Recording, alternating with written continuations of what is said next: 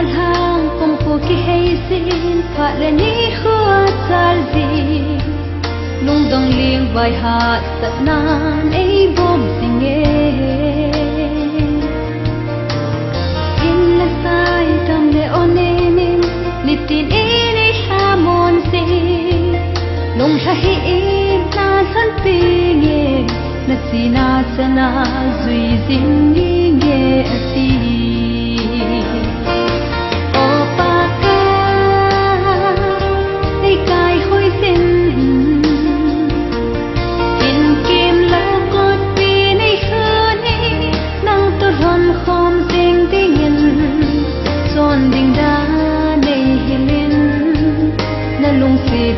hết singa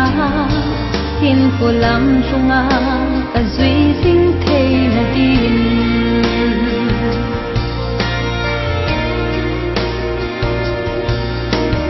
kol sina lei sit sum hi o katun sonin mon hi lo lung hel ka le mau na in ei bom singe hin na sai tam le onenin litin ini hamon si dong shahi in na san pinge na sina sana zui zingi nge asi o pa ka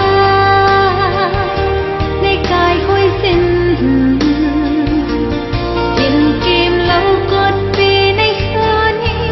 nang to hon khom ting dingin son ding da hilin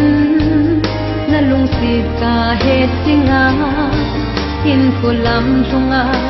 ka zui ding thei na tin